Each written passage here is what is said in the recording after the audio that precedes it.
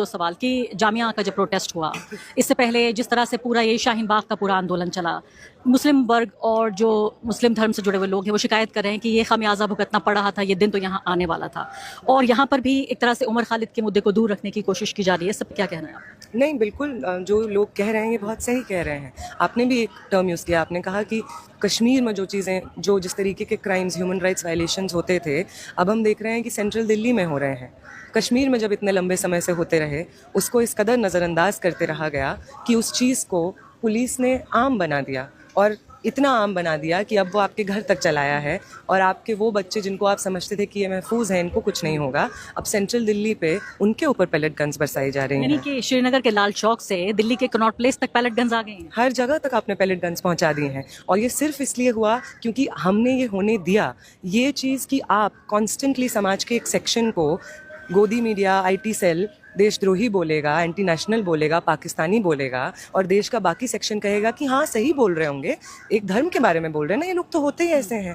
आपने इस चीज़ को जस्टिफाई करते रहा, और आज वो आपको ऐसा बोल रहे हैं तो आपको समझ आ रहा है कि यार हमें बोल रहे हैं पाकिस्तानी, ये तो झूठ है। तो आप ये समझिए कि इससे पहले जिसको बोला था वो भी झूठ था।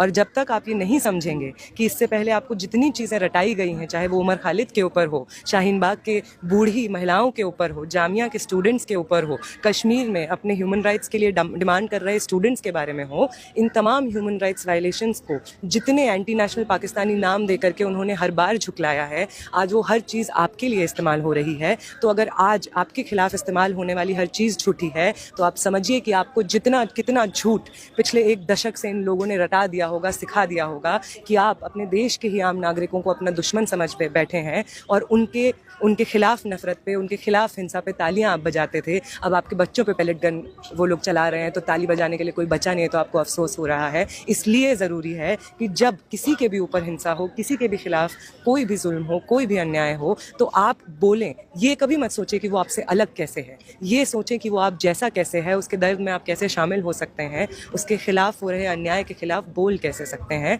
तभी आप भी बचे रहेंगे, ये मुल्क भी बचा रहेगा, इस मुल्क का जो एक सेक्युलर डेमोक्रेटिक फैब्रिक है वो भी बचा रहेगा। बहुत खूबसूरत बात कही है आप। मैंने उम्मीद करती हूँ कि जो मुस्लिम छात्र इस बात के लिए नाराजगी जाहिर कर रहे थे कि इस प्रोटेस्ट में उनकी कोई जगह नहीं है, या उनकी पहचान को लेकर जो सवाल हो रहे थे, उमर खालिद को लेकर ज़ोहरान ममदानी तक बोल रहे हैं, तो नेहा भी यहाँ पर बोल रही हैं उमर खालिद को लेकर। तो ये प्रोटेस्ट कोशिश कर रहा है कि जितने लोगों को शामिल किया जाए वो ज़रूरी है। बिल्कुल आखिरी सवाल नेहा एकदम कि ये बताइए कि राहुल गांधी और आम आदमी पार्टी और इन सबसे जुड़े हुए लोग आ रहे हैं, क्या आप चाहती हैं इसको तथाकथित रूप से पोलिटिसाइजेशन कहा जा रहा है इस प्रोटेस्ट का, क्या ये पोलिटिसाइजेशन है, या आप चाहती हैं कि आएँ जितने ज़्यादा लोग चाहें?